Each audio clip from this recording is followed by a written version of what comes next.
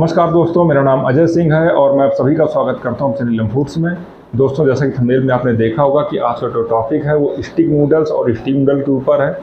ये दोस्तों क्या होता है, स्टीम नूडल क्या होता है, स्टीम नूडल क्या होता है, बहुत से लोग इसमें कंफ्यूज होते हैं। वो ये वीडियो उनके लिए बहुत ज़रूरी है जो नूडल्स के बिजनेस को देख रहे हैं, समझ रहे हैं, इसमें आना चाहते हैं। और नूडल्स को समझने का दोस्तों ये है कि जैसे आप स्टीम, एक तो होता है दोस्तों स्टीम नूडल। स्टीम का मतलब यह है कि नूडल निकाला गया, उसको स्टीम किया गया और कच्चा उसको सप्लाई कर दिया गया। एक तो वो हो गया। इसके बाद होता है स्टीम ड्राई, मतलब स्टीम जो किया नूडल है उसको सुखाया गया। सुखाने के बाद उसे कई तरीके सुखाने के हो सकते हैं, ड्राई करने के हो सकते हैं। मैं आपको दिखा दूँ, देखिए ये जो नूडल आप सामने देख रहे हैं ये है ड्राई स्टिक नूडल, इसको बोलते हैं। ये स्टीम करके ये सुखाया गया है, ड्राई स्टीम नूडल है दोस्तों। आप देख लीजिए इस तरह से पन्नी में।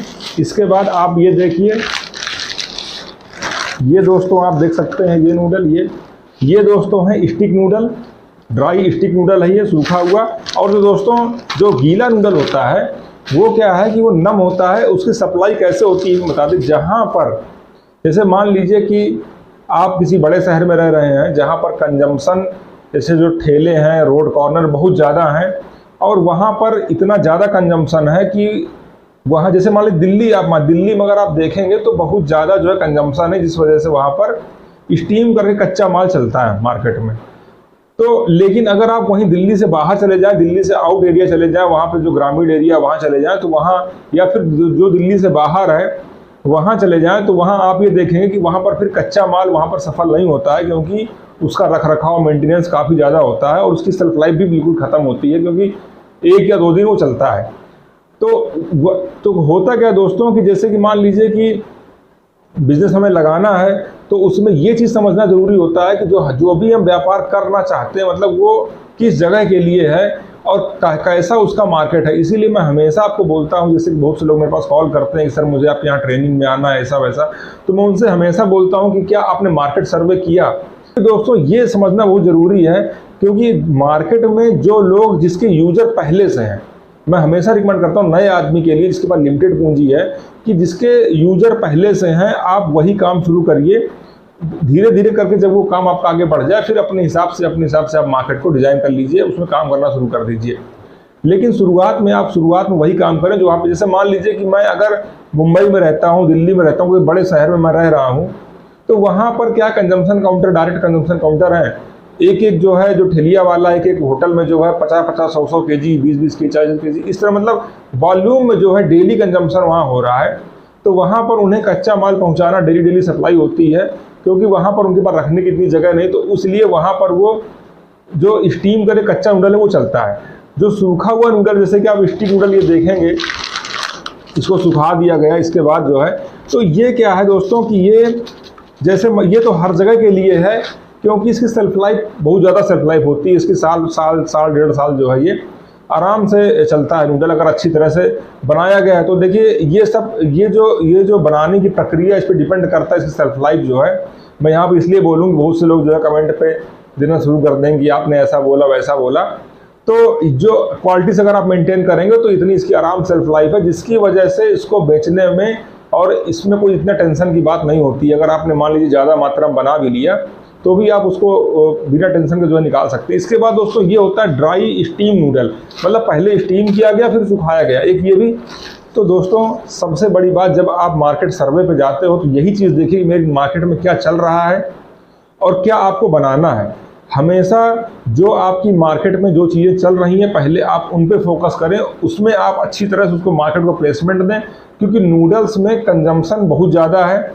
कंजम्पशन पे आपको काम अगर करना है तो आप कर सकते हो, लेकिन कंजम्पशन ऑलरेडी पहले से ही बहुत ज़्यादा कंजम्पशन है मार्केट में, क्योंकि पॉपुलेशन इंडिया में बहुत ज़्यादा है। हर जगह आप देखते होंगे, चाहे शहर हो, चाहे जो है कस्बे हो, चाहे ग्रामीण एरिया हो, नूडल्स का खपत लगभग सभी जगहों पे कंजम्पशन काउंटर पे ही है।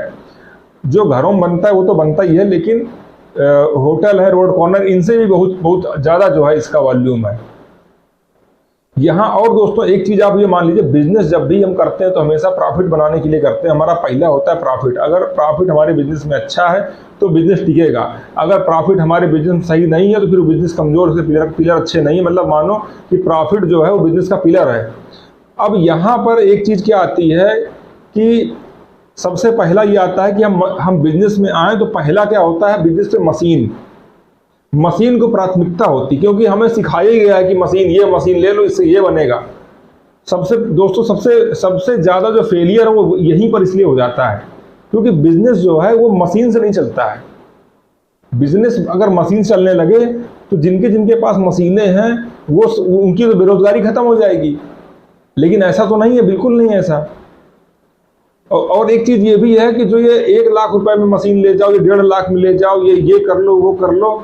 दोस्तों आज की डेट में 1-1.5-2 लाख में आप फैक्ट्री सोच रहे हैं। आज की डेट में जो ठेलिया है ना वो भी 1.5-2 लाख में नहीं लगती है। जो पान की गुमटी है ना वो भी 1.5-2 लाख का धंधा नहीं है आज की डेट में, उससे बड़ा धंधा है।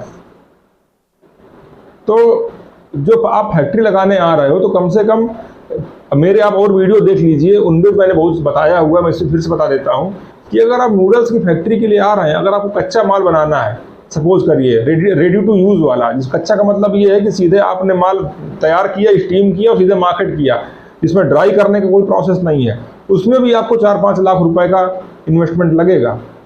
अगर आपको सही तरीके से करना है, सही तरीके मतलब प्रॉफिटेबिलिटी, अगर ये कि बस ऐसे ही कर लो, कोई बोलता है 50 किलो बना लो दिन भर में, कोई बोलता है हम 70 किलो बनाए, कोई बोलता है 100 किलो, 50-100 किलो बनाने से आपको 1 रुपए का भी प्रॉफिट नहीं होने वाला, 1 रुपए का भी, और घर चला जाएगा वो अलग से। जो है हमेशा बिजनेस जो है एक कैपेसिटी पे चलता है। अपने इंडिया में जो है कैपेसिटी है, मतलब यहाँ पर मार्केट बहुत है लेकिन मार्जिन कम है। जब मार्जिन कम है तो यहाँ पे आपको कैपेसिटी में काम करना पड़ेगा। मतलब क्या है कि अगर आप नूडल की बिजनेस पे आ रहे हो तो कम से कम 5-6 कुंटल आपको रोज बनाना पड़ेगा। अब कुछ लोग बोलेंगे सर हम बेच ही नहीं पाएंगे 5-6 कुंटल, तो अगर आप बेच नहीं पाओगे तो व्यापार में आओ ही नहीं। सीधी मतलब स्ट्रेट बात है बिल्कुल ये कि अगर आपको लगता है कि आप 5-6 कुंटल माल नहीं बेच सकते हो, या फिर अगर ये नहीं कह रहा कि आप पहले दिन से बेच लोगे, लेकिन बेचने का सिस्टम तो बनाना पड़ेगा ना भाई। आपने 2 दिन 4 दिन 10 दिन 15 दिन आपने कम काम कर लिया, 50 केजी 25 केजी काम कर 20 केजी काम कर लिया, लेकिन एक समय होगा ना कि जब वो उन्हीं मशीनों से आप हैवी काम निकालोगे, तो जब आपका हैवी काम निकालने का समय आया तब वो मशीनें इस लायक नहीं है कि उनसे आप जो है काम कर सको।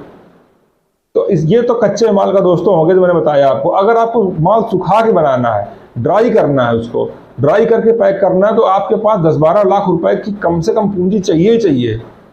इससे कम अगर आपके पास है ना तो आप बिल्कुल मत नूडल्स की तरफ ट्राई करिए। जो है इस पूंजी के साथ साथ अब दूसरी चीज में क्या आता है, दूसरे में आता है बुद्धिमत्ता।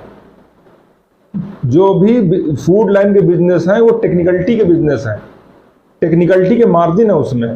कौन सा मार्जिन कैसे निकलता है, किस तरह से आप उसको मैनेज करोगे, फैक्ट्री में वर्किंग कैसे मैनेज की जाती है, इन सभी के बारे में आपको डीप इंफॉर्मेशन अच्छी तरह जानकारी होनी चाहिए। कोई प्रैक्टिकल जानकारी हो तो सो फार बेटर। प्रैक्टिकल का मतलब कि आपने करके उसको देखा हो सामने। जैसा कि हम लोग जैसे हमेशा हम ट्रेनिंग में बताते हैं कि आप जो नए लोग हैं अगर वो ट्रेनिंग पे आते तो उनका फ़ायदा यही होता है कि उन्हें किसी तरह की कोई ऐसे लॉस नहीं लगते। हाँ, लॉस उन्हें लगते हैं कि जो यहाँ ट्रेनिंग में तो आते हैं लेकिन हमसे कॉपी कुछ नहीं करते।